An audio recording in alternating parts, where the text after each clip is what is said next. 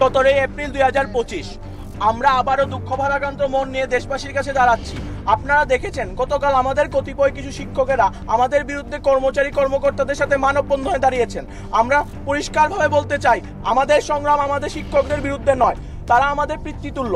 আমাদের যদি ভুল হয়ে থাকে আপনারা আমাদের ক্ষমা করবেন, কিন্তু আমরা ব্যথিত। আজ 2 মাস ধরেও আপনারা আমাদের বিরুদ্ধে যারা হামলা করেছে তাদের বিরুদ্ধে কোনো মানববন্ধন করলেন না।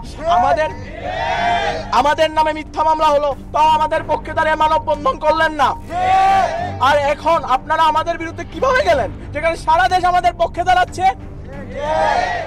আমরা আরো দেখলাম আপনাদের সাথে একজন মোহাম্মদ আতাউর রহমান মুরল নামে ভাষণ দিলেন, যিনি বিএনপির 2024 সালের দ্বিবার্ষিক সম্মেলনে আপ্যায়ন কমিটির আহ্বায়ক ছিলেন। আবার একই সাথে বিএনপির যুগীপল ইউনিয়নের 31 সদস্য কমিটির সদস্য, যেখানে কর্মকর্তা কর্মচারীদের রাজনীতি নিষিদ্ধ, সেখানে সে এখনো কিভাবে চাকরিরত। আর যে স্থানীয় বিএনপির কর্মীরা আমাদের আক্রমণ করে কার চক্রান্তে আমাদের শিক্ষকদের তাদের সাথে দাঁড় করানো হয়েছে, আমরা তার জবাব চাই। আমরা আরো দেখেছি শিক্ষকরা বলেন যে সে বহিষ্কার হয়েছে, সে তালিকা থেকে নাকি সবাই নির্দোষ প্রমাণ হলেও হতে পারে।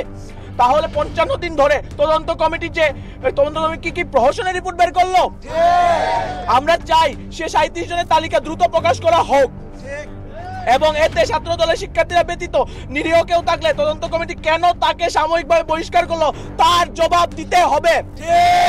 আমরা তার সাথে সারা বাংলাদেশকে ধন্যবাদ জানাতে চাই আমাদের পাশে দাঁড়ানোর জন্য।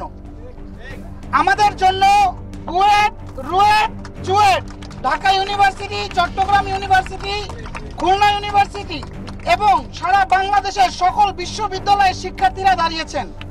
তাদের প্রতি আমরা চিরকৃতজ্ঞ। আমাদের সংগ্রাম স্বৈরাচারিতার বিরুদ্ধে।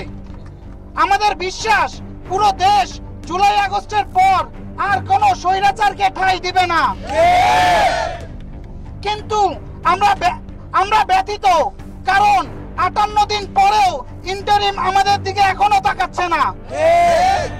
আমাদের ক্যাম্পাসে রামদা, চাপাতি, এমনকি আগ্নেয়াস্ত্র তাক করে গুলি করা হলেও তাও ইন্টারিম নিশ্চুপ ভূমিকা পালন করে।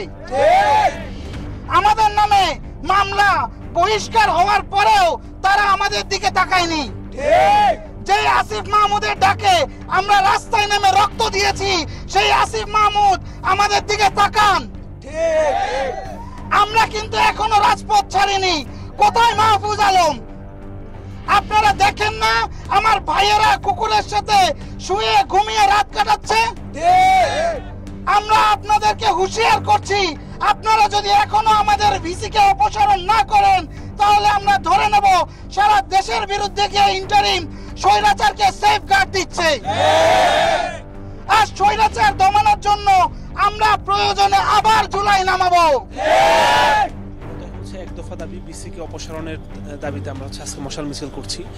আপনারা তো অবশ্যই কুয়েট সম্পর্কে অবহিত আছেন যে কুয়েটে এত কিছু হইলো, 150 জনের উপর মানুষ রক্তাক্ত হইলো, তারপরে আমরা যে সুষ্ঠু একটা তদন্তের মাধ্যমে হামলাকারীদের বিচার পাবো এরকম পাই নাই, বরং আমরা নিজেদের স্টুডেন্ট 42 জনের নামে মামলা হয়েছে, তারপর 37 জনকে বহিষ্কার করা হলো।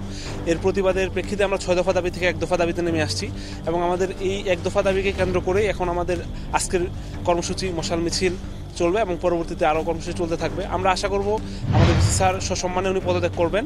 যদি ব্যর্থ হয়ে ঘটে তাহলে আমরা পরবর্তীতে আরও কঠোর কর্মসূচির দিকে অগ্রসর হব।